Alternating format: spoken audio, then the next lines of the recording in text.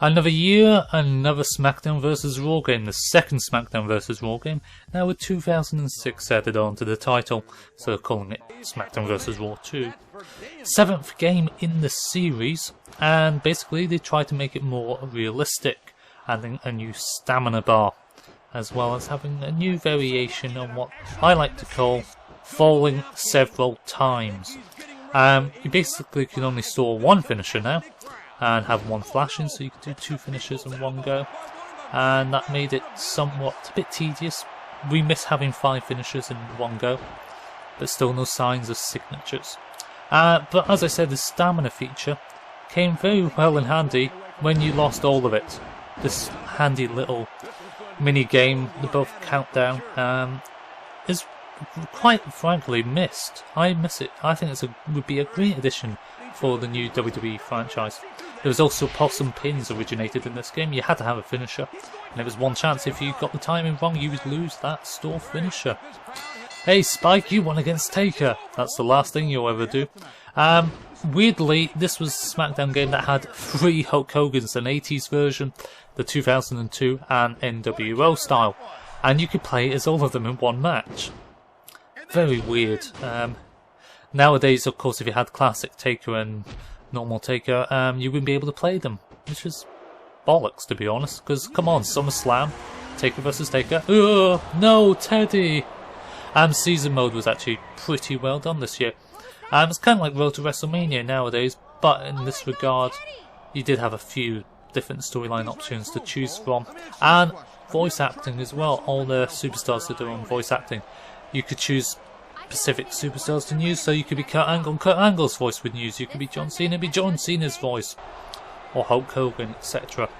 Actually, I can't remember if Hogan's voice was actually his. I may need to look that up.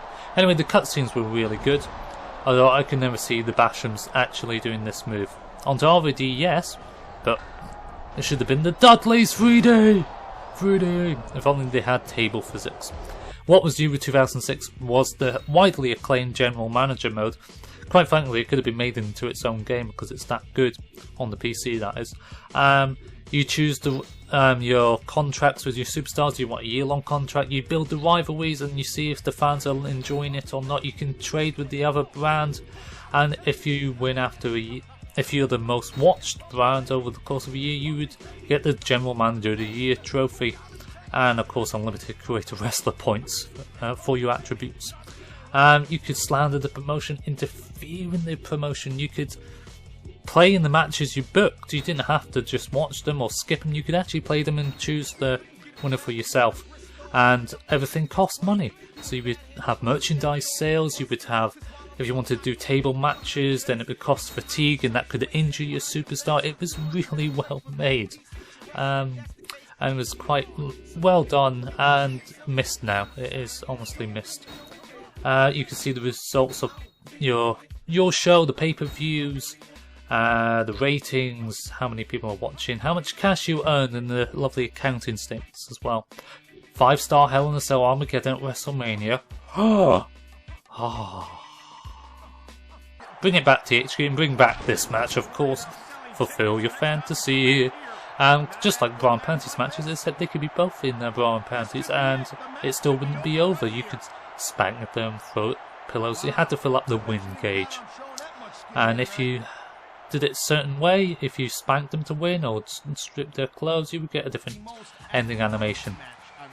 Wouldn't everyone want to do this to them? I know it's quite perverted, but yeah. Okay, so also was a new Cage edition. Well, when I mean new Cage edition, I mean they added something new to the mode. You could escape with the Superplex of Death and go through the cage door. And also in 06 you had the blue cage as well, you could choose that as an option. And the ECW One Night Stand Arena. Well, it didn't look anything like the One Night Stand Arena, to be honest, because it was tiny, if you watched it. There was also 2 other new game types. Well, one. The other one was just a modified of last year's Backstage Brawl.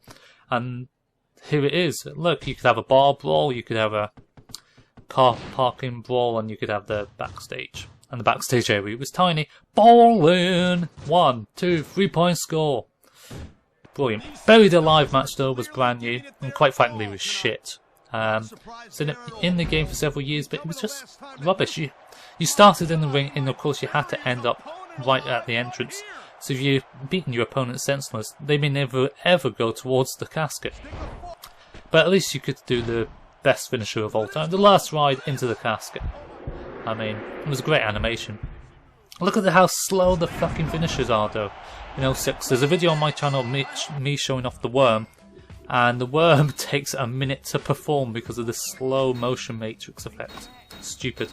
Anyway, Create an Entrance made its debut, and you could have loads of modifications with your pyro and lighting effects, but because the preview screen resulted in loading screens, you would have to last forever unless you knew exactly what you wanted, using templates or whatever from caws.ws.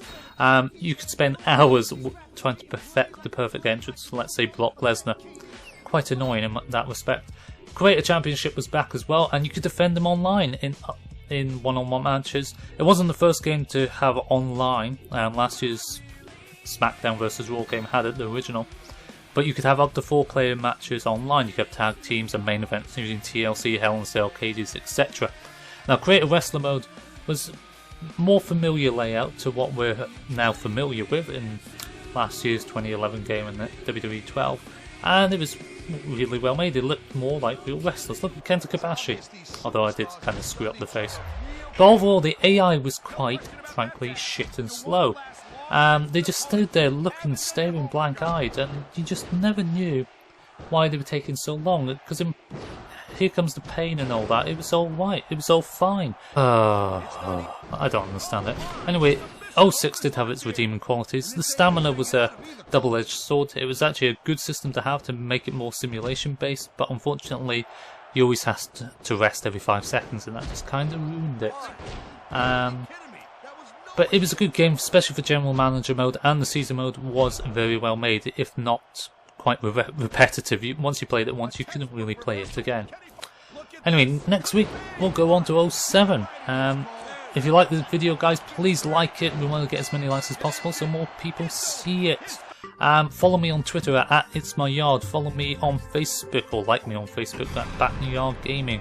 Till next week, so long and farewell.